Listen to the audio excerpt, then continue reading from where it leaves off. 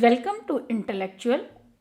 आज हम multiplication tricks में multiplication by 11, 22, 33 and so on मतलब 11 के मल्टीपल से हम किस तरीके से मल्टीप्लिकेशन करके अपने कैलकुलेशन को फास्ट बना सकते हैं।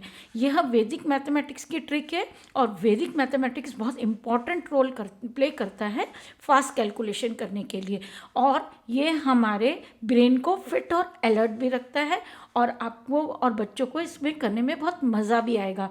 तो आप इसे अपनी डेली प्रैक्टिस में यूज़ करके देखिए कि किस तरीके से हम अपना टाइम बचा सकते हैं। तो आइए सबसे पहले हम मल्टीप्लिकेशन बाय 11 देखते हैं।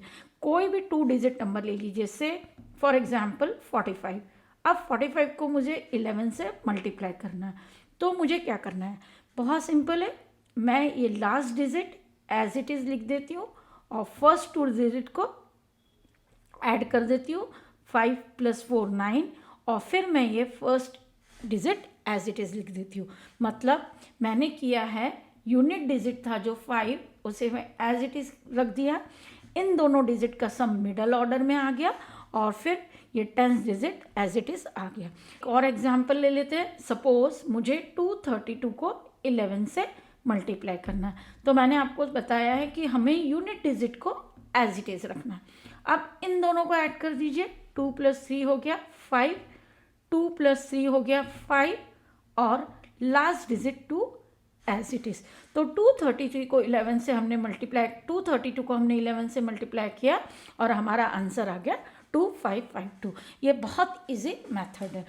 अब सपोज यह दो 45 में आप एक चीज़ देखिए कि ये दोनों डिजिट का सम कितना आया था, 9। 232 में इन दोनों डिजिट का सम था 5, इन दोनों डिजिट का सम था 5। बट आप सोचे अगर इसमें 282 होता तो ये 2 तो मैं एज इट इज़ लिख देती, 8 और 2 10 हो जाता, फिर ये 8 और 2 10 हो जाता। तो अब आप बोलेंगे ये आंसर आएगा कैसे? तो आइए अब हम देखते हैं कि उसको हम कैसे सॉल्व करते हैं। तो यह जो फर्स्ट मेथड है जो मैंने आपको बताई है, this is applicable only when the sum of the digits is less than 10. Now, when the sum of the digit is more than 10, then how will you solve the question? So let us see that also. तो एक example दूसरा ले लेते हैं। Suppose मुझे 48 को 11 से multiply करना। अब 48 को 11 से मल्टीप्लाई करने के लिए मेरी मेथड वही है। पहले मैंने यहाँ 8 लिख दिया। Now the sum of 8 and 4 12, that will go here, and the last digit 4 as it is. अब उसके बाद क्या करना है, हमें यहाँ पे 8 लिखना है। अब ये यूनिट डिजिट का 2 हम यहाँ लिखेंगे and this 1 will be carry over and it will be added to 4 and the answer will become 528। तो इस तरीके से जब 2 डिजिट का सम मोर देन 10 हो जाता है तो हमें इस तरीके से करना है। एक और एग्जाम्पल ले लेते हैं। सपोज कोई बड़ा नंबर ले लेते हैं।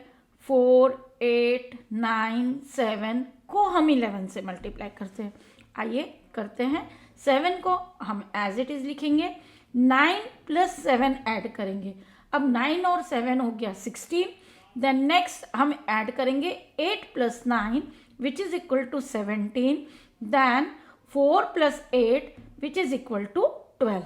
अब हमें यूनिट डिजिट पिक करना है। यहाँ पे 7 लिखा, यह 6 यहाँ पे आएगा और 17 + 1 ऐड हो जाएगा, इट विल बिकम 18। 8 यहाँ आएगा और ये 1 यहाँ पे ऐड हो जाएगा, 12 + 1 will become 13। 12 + 1 will become 13।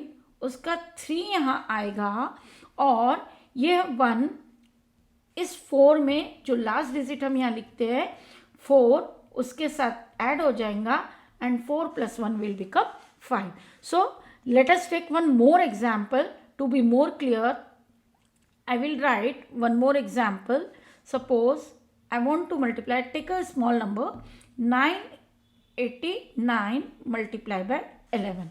Now last digit 9 will be as it is and first digit 9 will be as it is. Now make columns. 9 + 8 will become 17. 9 plus 8 will become 17, and this 9 will be here. Now write the unit digit 9. I'll write 9 over here. Then take the unit digit 7. I'll write over here. This 1 will be carry over here. This will become 18. Now this 8 will be here and 1 will be carry over here. 9 plus 1 will become 10, and this is my answer. So in this way we can solve any multiplication by 11, any number by 11 easily and by time saving method. So hope you understand this very well. Now next we'll try how to multiply it with 22, 33 and so on. Let us take an example. If you want to multiply 48 by 22. Now how will you write 22? It will be 2 into 11, right? So I'll write 48 into 2 into 11. Now again I can do it.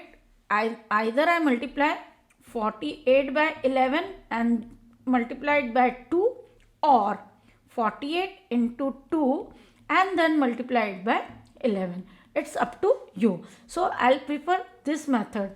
8 2s are 16. Now this is 8 2s are 16, carry 1, and this is 96. 96 into 11, the method is simple. 6. 9 plus 6 will give me 15, and the first one is 9. Now I will write 6 over here, then the next number 5, and 9 plus 1, which is equal to 10, and I am ready with my answer. So in this way I can multiply any number by which is multiples of 11 by this method. Similarly you can multiply 48 into 33, same way 48 into 3 into 11, right? Now 48 into 3, 8 3s are 24, carry 2, 4, and 48 into 3, 8 3s are 24, carry 2, 4 3s are 12, plus 2 14, and into 11. Now again write 4, 4 plus 4 8, and 4 plus 1 5, and this 1. So in this way we can do the calculation of any number by 11, 22, 33 and 44. Hope you like this tutorial. See you in the next tutorial. Goodbye.